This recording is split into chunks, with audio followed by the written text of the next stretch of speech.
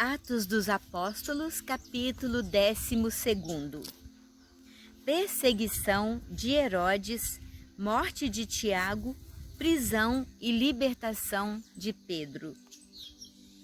Por aquele mesmo tempo, o rei Herodes mandou prender alguns membros da igreja para os maltratar. Assim foi que matou à espada Tiago, irmão de João. Vendo que isto agradava aos judeus, mandou prender Pedro. Eram então os dias dos pães sem fermento. Mandou prendê-lo e lançou-o no cárcere, entregando-o à guarda de 4 grupos de 4 soldados cada um, com a intenção de apresentá-lo ao povo depois da Páscoa. Pedro estava assim encerrado na prisão, mas a igreja orava sem cessar por ele a Deus. Ora, quando Herodes estava para o apresentar, naquela mesma noite, dormia Pedro entre 2 soldados, ligado com 2 cadeias.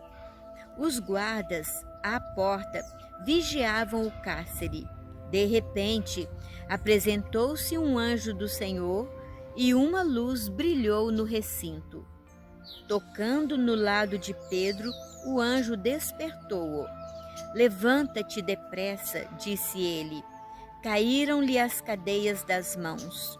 O anjo ordenou: cinge-te e calça as tuas sandálias. Ele assim o fez. O anjo acrescentou: cobre-te com a tua capa e segue-me.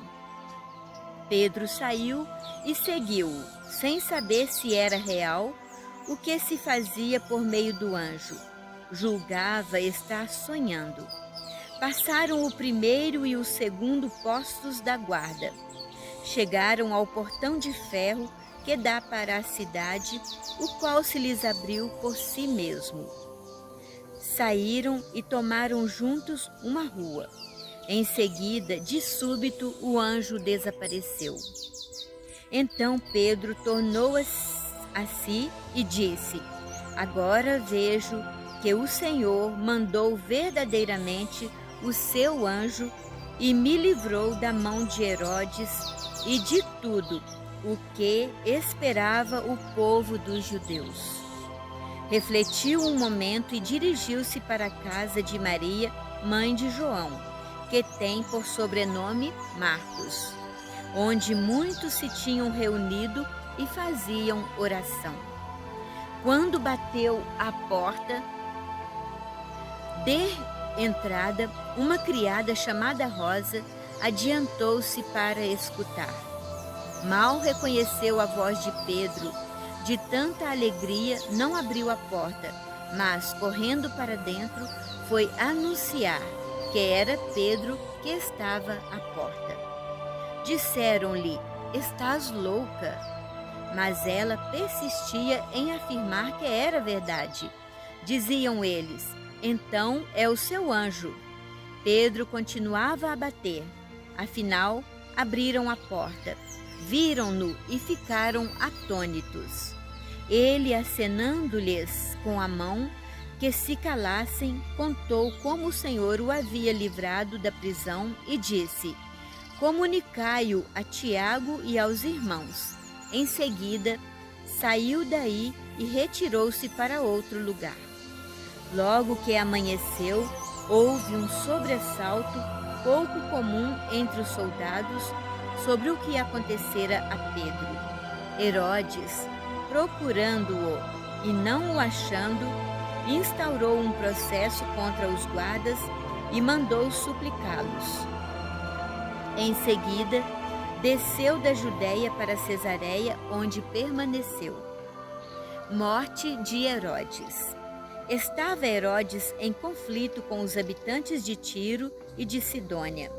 Estes, porém, de acordo comum, se apresentaram a ele e, com o favor de Blasto, que era camareiro do rei, pediram a paz, porque a sua região era abastecida por ele. No dia marcado, Herodes, vestido em traje real, sentou-se no tribunal e lhes dirigiu uma alocução. O povo aplaudia. É a voz de um Deus e não de um homem. No mesmo instante, o anjo do Senhor o feriu, por ele não haver dado honra a Deus, e roído de vermes, expirou. Barnabé e Saulo regressam a Antioquia. Entretanto, a palavra de Deus crescia e se espalhava sempre mais. Tendo Barnabé e Saulo concluído a sua missão, voltaram de Jerusalém a Antioquia, levando consigo João, que tem por sobrenome Marcos.